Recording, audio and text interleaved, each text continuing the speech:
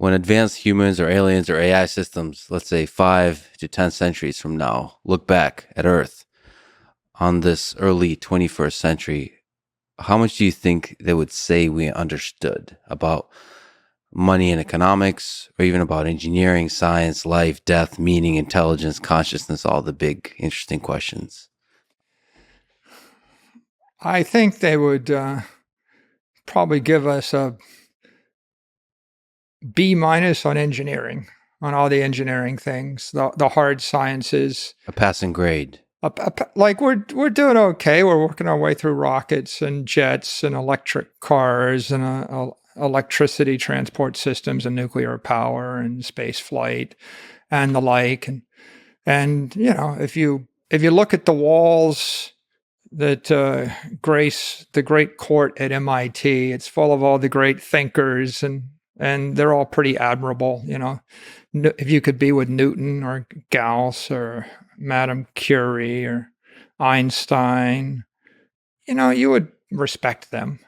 I would say they'd give us like a D minus on economics, like you know, an F plus or a D minus. You see, have an optimistic vision. First of all, optimistic vision of engineering, because everybody you've listed, not everybody, but most people you've listed is just over the past couple of centuries, and maybe it stretches a little farther back, but mostly all the cool stuff we've done in engineering is the past couple of centuries.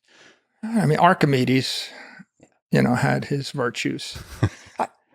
You know, I studied the history of science at MIT, and I also studied aerospace engineering, and so I clearly have a bias in favor of science. And if I look at the past 10,000 years, and I consider all of the philosophy and the politics and their impact on the human condition, I think it's a wash. For every politician that came up with a good idea, another politician came up with a bad idea. Yeah. Right.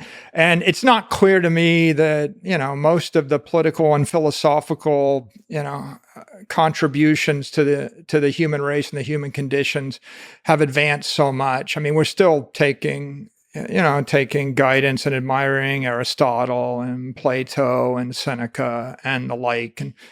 And on the other hand, you know, if you think about what has made the human condition better, fire, water, harnessing of wind energy, like you try to row across an ocean, right? Not easy.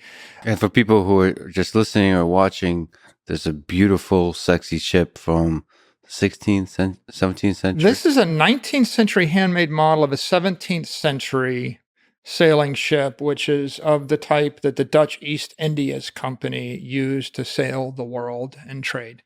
So that was made, you know, the original was made sometime in the 1600s, and then this model is made in the 19th century by individuals. Both the model and the ship itself is engineering at its best. And just imagine, just like rockets flying out to space, how much hope this filled people with, exploring the unknown, going into the mystery.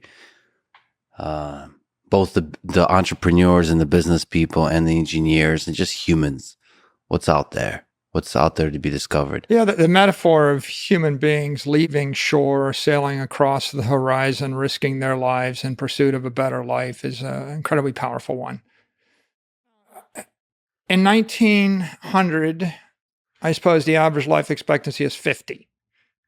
During the Revolutionary War, you know, while our founding fathers were fighting to establish, you know, life, liberty, pursuit of happiness, the Constitution, average life expectancy of like 32, somewhere between 32 and 36. Yeah. So all the sound and the fury doesn't make you live past 32, but what does, right? Antibiotics, conquest of infectious diseases. If we understand the science of infectious disease, sterilizing a knife and harnessing antibiotics gets you from 50 to 70. And that happened fast, right? That happens from 1900 to 1950 or something like that.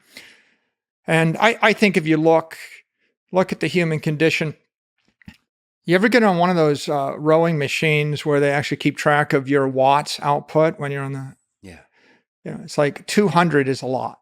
Mm-hmm.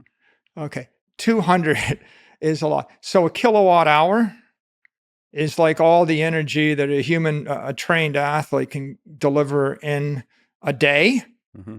And probably not 1% of the people in the world could deliver a kilowatt hour in a day. And the commercial value of a kilowatt hour, the retail value is 11 cents today. And the wholesale value is 2 cents. And so you have to look at the contribution of politicians and philosophers and economists to the human condition. And it's like at best a wash one way or the other. And then if you look at the contribution of John D. Rockefeller when he delivered you a barrel of oil, yeah, and the energy in oil, liquid energy, or the contribution of Tesla, as we deliver electricity, and what's the impact on the human condition if I have electric power, if I have chemical power, if I have wind energy, if I can actually set up a reservoir, create a dam, spin a turbine, and generate energy from a hydraulic source, that's extraordinary, right? And so our ability to cross the ocean, our ability to grow food, our ability to live, it's technology that gets the human race from a brutal life where life expectancy is 30 to a world where life expectancy is 80. You gave a D minus to the economists. So are they too, like the politicians, a wash in terms of there's good ideas and bad ideas, and that tiny delta between good and bad is how you squeak past the F plus onto the D minus territory?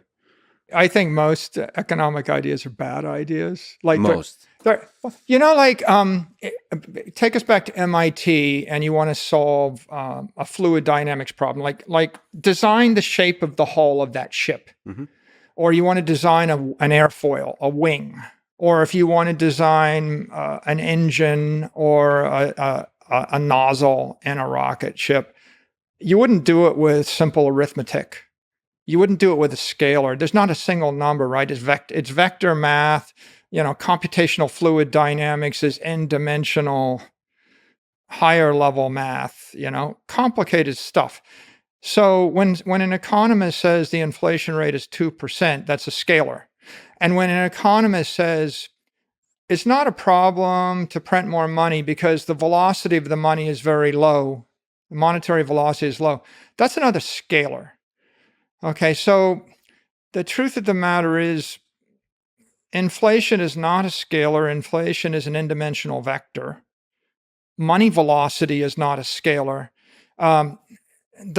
Saying what's the velocity of money? Oh, it's slow or it's fast. It ignores the question of what medium is the money moving through. Mm-hmm. In the same way that, what's the speed of sound? Okay, well, what is sound, right? Sound is a compression wave. It's energy moving through a medium, but the speed is different. So, for example, the speed of sound through air is different than the speed of sound through water, and sound moves faster through water. It moves faster through a solid, and it moves faster through a stiffer solid. So there isn't one.